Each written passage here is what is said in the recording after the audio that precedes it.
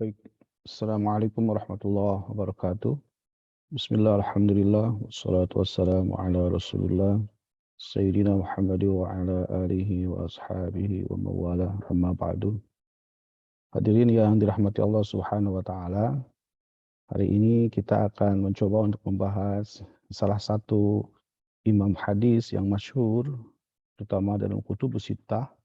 Kita mengenal ada Al-Imamul Bukhari.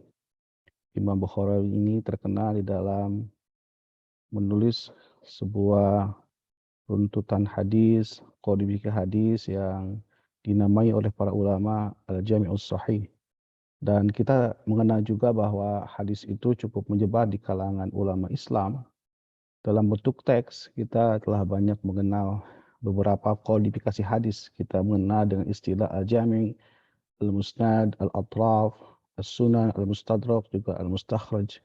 Dan kitab-kitab ini ditulis oleh para muhadis yang brilian sekali dalam ilmu hadis.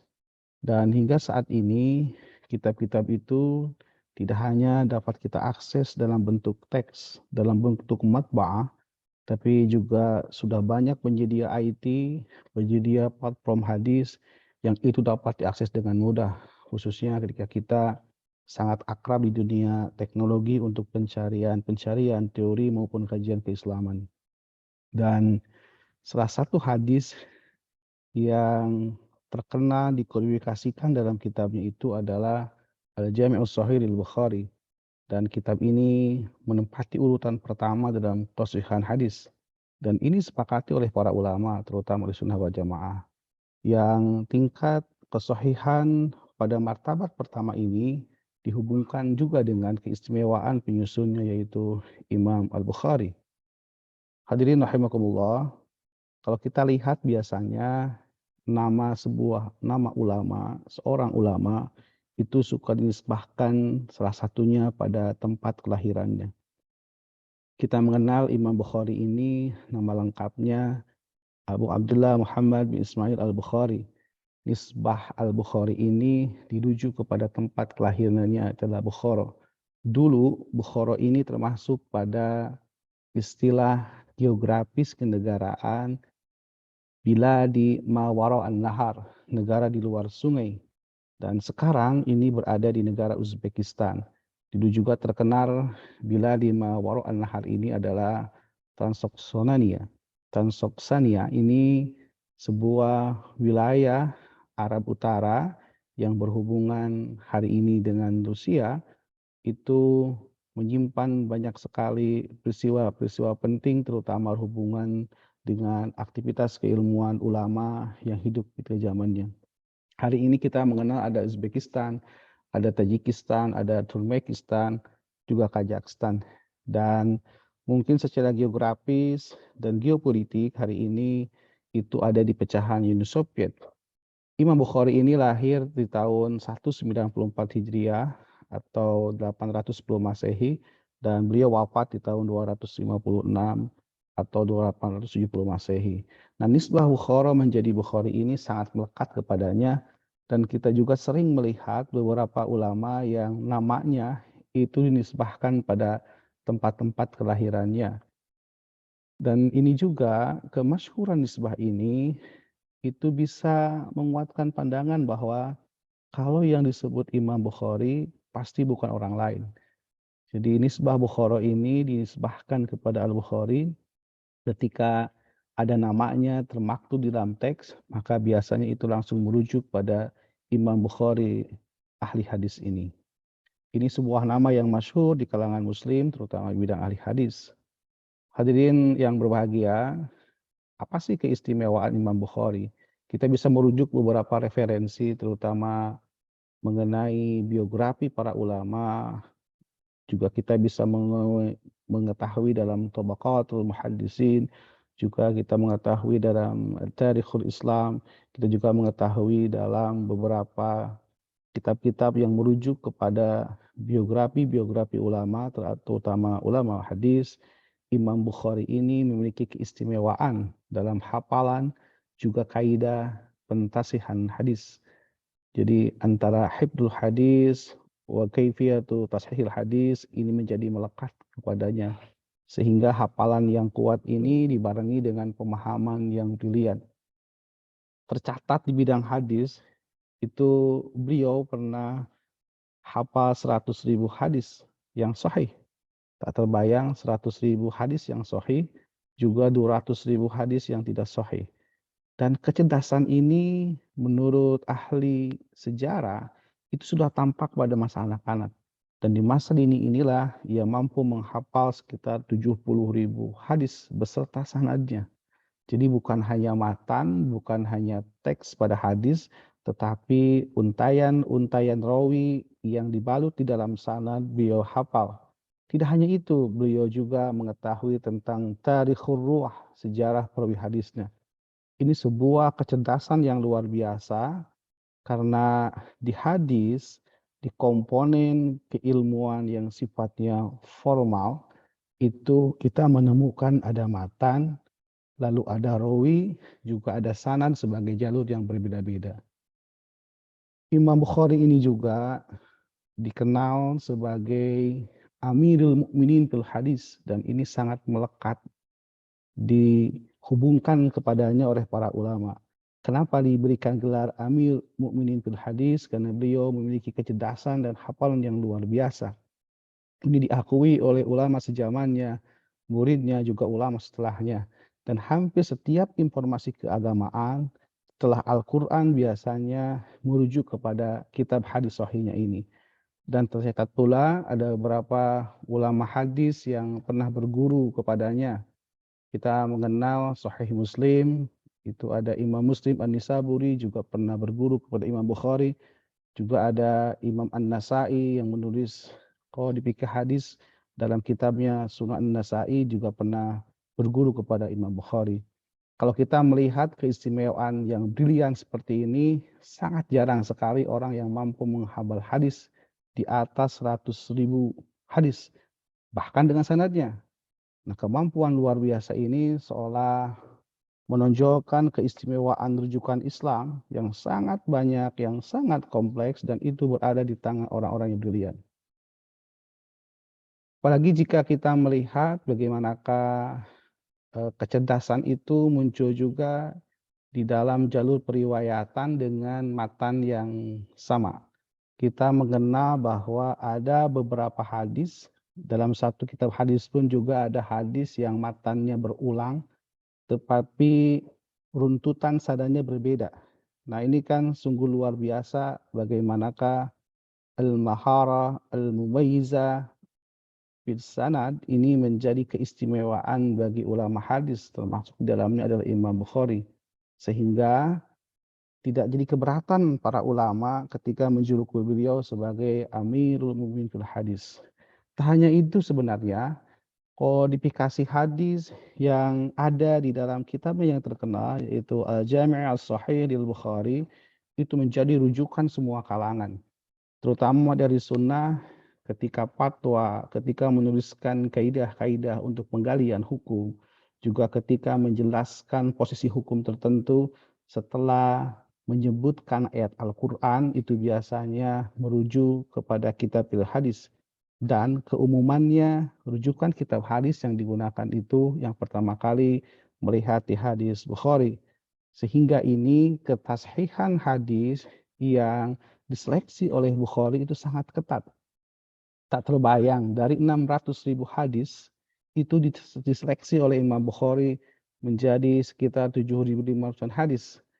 Tapi versi Muhammad Fuad Abdul Baqi, ini salah seorang penulis Jami' fil Hadis, yaitu kitabnya Al-Lu'lu' wal Marjan, itu mencatat di kitab Al-Jami' As-Sahih ini ada sekitar 7.593 hadis. Dan ini hadirin sekalian, tidak mungkin seleksi itu, tashihul hadis ini berjalan dengan mutu yang sempurna tanpa ditangani oleh orang yang super cerdas. Dan sejarawan juga, terutama dalam Tabaqatul Muhaddisin, itu mencatat seleksi, tasnif, tabwib, juga sampai membuat seluruh runtutan kodifikasi hadis di dalam kitab Jami' Sahihnya itu berlangsung sekitar 16 tahun.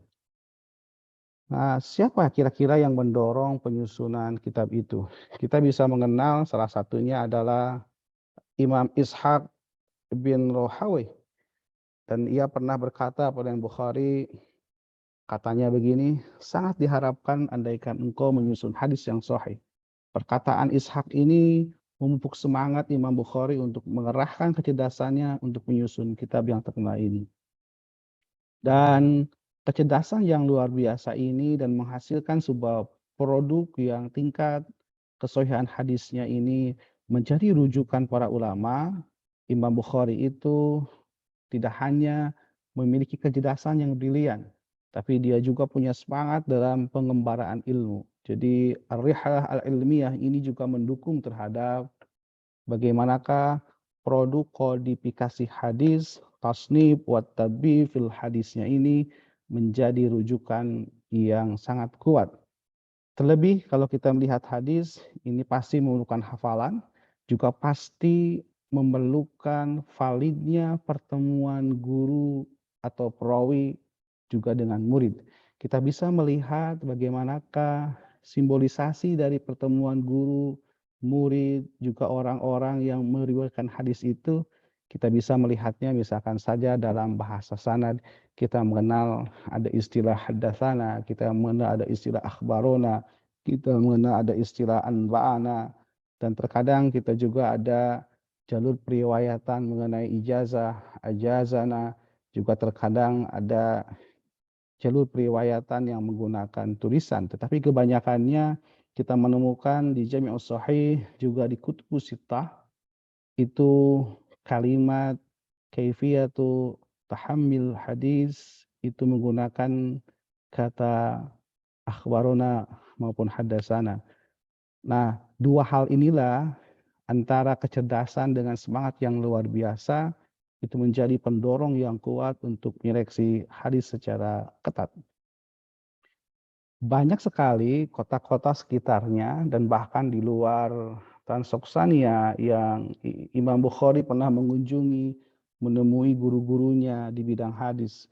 Kita mengenal ada kota Balkha, kota Rai, kota Marwa, kota Basrah, kota Baghdad, Harrah, Nisabur, juga masuk ke Hijaz di Mekah dan Madinah.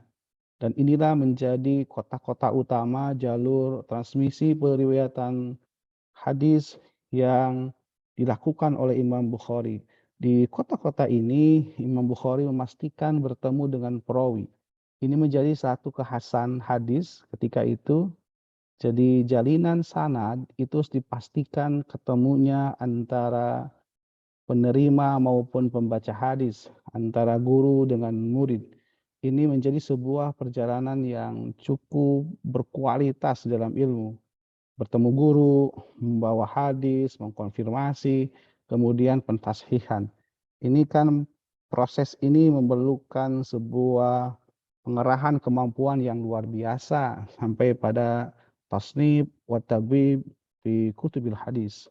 Nah, ini menjadi sebuah fenomena yang sangat kental di dalam nuansa keilmuannya karena itu melibatkan pengerahan kemampuan juga mengkonfirmasi hadis yang diperolehnya. Hadirin yang berbahagia, jadi semangat ilmu yang dikerahkan oleh Imam Bukhari ini tidak hanya bicara pada wilayah Transoksania, di Uzbekistan, di Tajikistan, tapi beliau juga jauh melakukan rihlah ke beberapa kota-kota yang tak lekang semua perawi hadis itu dia kunjungi. Dan berarti pengembaraan ini menembus batas teritorial. Gurunya sangat banyak, memastikan ada jalinan guru di situ, memastikan bagaimana transmisi yang jelas.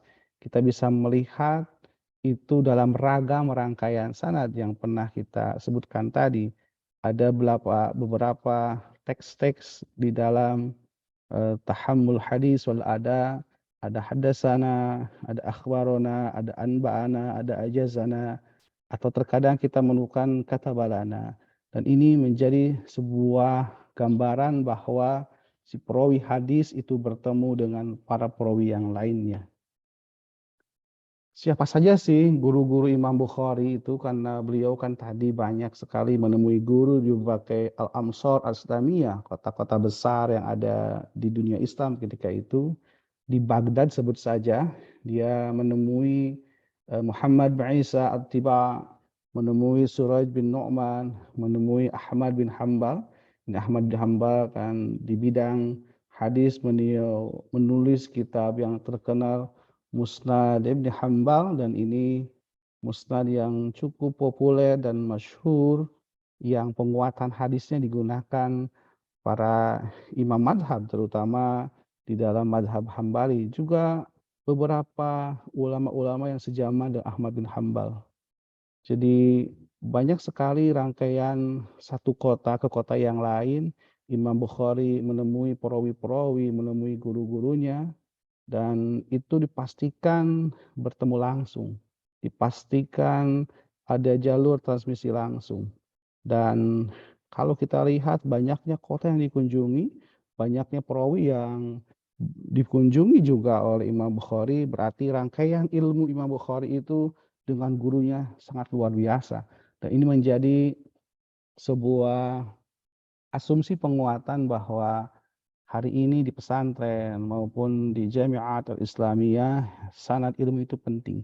Bagaimanakah rangkaian sebuah informasi keagamaan, baik yang mudawwan, terkodifikasi, tertulis dalam kitab, maupun yang mutasil bil ikhbar, yang ketersambungan dalam informasi keagamaan, dan kita mengenal ilmu agama itu sangat luas ketika kita melihat Islam dalam konteks pemikiran, ada tafsir, ada hadis dan syarahnya, ada fikih, ada usul fikih, lalu ada lagi tarikh, juga ada lagi ilmu bahasa, dan ilmu bahasa yang juga cukup banyak sekali. Sehingga rangkaian-rangkaian sanad ilmu ini yang menjadi dasar dari sebuah otentifikasi keilmuan yang ada di Islam ini berawal dari tradisi ulama-ulama hadis yang merangkaikan sanad ilmunya dari setiap perawi. Dan kita juga menemukan hari ini bagaimanakah ketika seorang murid, seorang santri atau pelajar yang sudah menyelesaikan satu kitab itu bisa dijadikan satu sanad ilmu yang tertulis dengan konteks ijazah, dan itu merujuk langsung dari gurunya ke gurunya, ke gurunya sampai kepada penulis kitab. Dan inilah sebuah khazanah pemikiran Islam yang luas. Jadi ada dua hal yang penting kita pelajari dari sisi bagaimanakah Imam Bukhari itu mengkodifikasikan hadis dengan baik. Yang pertama sisi al-muttasilat bil ikhbar, bagaimanakah ketersambungan informasi keagamaan. Yang kedua dalam sisi al-mudawwanat, bagaimanakah guru-gurunya ataupun orang yang ditemuinya, juga kita melihat di bidang lain ada kitab-kitab yang ditulisnya itu menjadikan rujukan sehingga informasi keagamaan itu bisa terus berlanjut hingga hari ini. Hadirin sekalian, jikalau kita misalkan hari ini tidak bisa meniru semangatnya Imam Bukhari ketika mengkodifikasikan hadis, mengkonfirmasi hadis, mentashih hadis, minimum semangat kita dalam mengkaji hadis tidak pernah kendur. Karena bagaimanapun ilmu hadis ini penting untuk dipelajari, dan ini menjadi sebuah hal tahapan dasar bagaimanakah beberapa rujukan keislaman itu bisa kita kuasai, dan tentunya metodologi berpikir dalam ilmu keislaman ini yang harus kita perkuat. Sekian, semoga kita tetap sehat walafiat. Wassalamualaikum warahmatullahi wabarakatuh.